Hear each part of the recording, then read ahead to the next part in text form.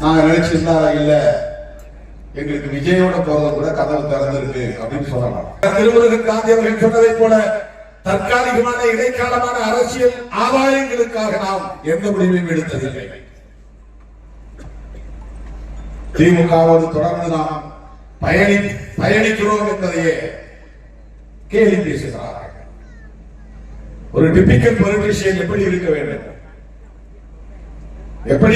என்றால் எல்லா கதவுகளையும் திறந்து வைத்திருக்க வேண்டும்.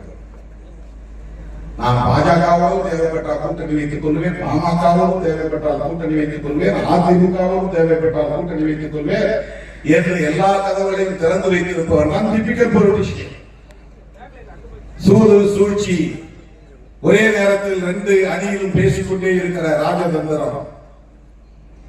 திருமாவளவன் பாமகவோடும் சேர மாட்டோம், பாஜகவோடும் சேர மாட்டோம், அந்த கட்சிகள் இடம்பெறுகிற கூட்டணியில் சேர மாட்டோம்.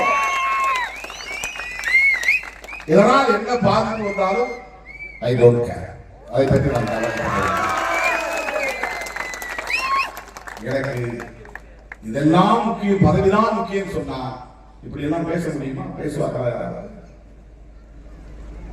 புதிதாக கட்சி தொடங்கி இருக்கிற நடிகர் நண்பர் விஜய் அவர்கள் கூட புத்தக வெளியீட்டு விழாவுக்கு வரும்படி அழைப்பு விடுத்த போது விகடன் இதழின் சார்பில் அது ஒரு தவறான யூகத்தை கொடுத்து விடக்கூடாது, நாம் இருக்கிற அணியில் தொடர வேண்டும், அப்படி ஒரு குழப்பத்தை ஏற்படுத்திவிடக் கூடாது, அதன் மூலம் நாம் இருக்கிற அணி பலவீனப்பட்டால் பாரதிய ஜனதாவுக்கு சாதகமாக அரசியல் சூழல் மாறிவிடும் என்பதையெல்லாம் யூகித்து அந்த விழாவை புறக்கணித்தவர் திருமாவளவன். அவர்கிட்ட சொன்னார், அண்ணன் நமக்கு வரல, ஆனால் அவர் மனசு நம்மோட இருக்கும்.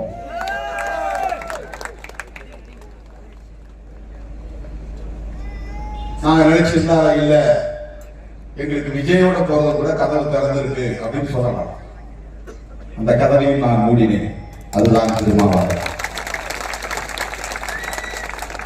பாஜக தலைமையிலான அணி, அதையும் மூடினேன். அப்போதே நான் சொன்னேன், அதிமுக நமக்கு பல தொகுதிகளை தருவதற்கு தயாராக இருக்கிறது, கூட்டணி அரசுக்கும் ஆட்சிக்கும் அது உடன்பட தயாராக இருக்கிறது, போனால் துணை முதலமைச்சரையும் கோரலாம், கூடுதலாக 3-4 அமைச்சர் பதவிகளையும் பெறலாம், இப்படியெல்லாம் ஆசை காட்டிய சிலர் உண்டு. நீங்கள் நினைக்கிற சராசரி அரசியல்வாதி அல்ல திருமாவளவன் என்பதை பல சந்தர்ப்பங்களில் நான் உறுதிப்படுத்தியிருக்கிறேன். இந்த ஆசைகளால் திருமாவளவனை வீழ்த்திவிட முடியாது என்பதை உறுதிப்படுத்தியிருக்கிறேன். இன்னைக்கு என்ன நிலையை நான் யூகம் பண்ணது சரியா போச்சு. 1 வருஷத்துக்கு முன்னாலே போய் பிஜேபியோட கூட்டணி அமைக்க வேண்டிய கட்டாயம் எங்கே வந்தது? ஏன் அதிமுக பிஜேபி போய் சிக்கியது? யோசித்து பாருங்க. நம்மை அந்த கூட்டணியில் இருந்து வெளியேற்றிய பிறகு அவர்கள் இதே முடிவை எடுப்பதற்கு வாய்ப்பு இருக்கிறது. அப்படி எடுத்திருந்தால் நாம் மறுத்தவர்களை நின்றிருப்போம். நீங்கள் புரிந்து கொள்ள வேண்டும் என்பதற்காக சொல்லுகிறேன், என்னுடைய சாதுரியத்தை சொல்வதற்காக நான் சொல்லவில்லை. செய்திகளை உடனுக்குடன் தெரிந்து கொள்ள கீழ்கண்ட கேபிள் மற்றும் டிடிஎச் நெட்வொர்க்குகளில் எம்நாடு செய்தி தொலைக்காட்சியை காணுங்கள். பாதகம் செய்பவரை கண்டால் நாம் பயம் கொள்ளலாகாது பாப்பா.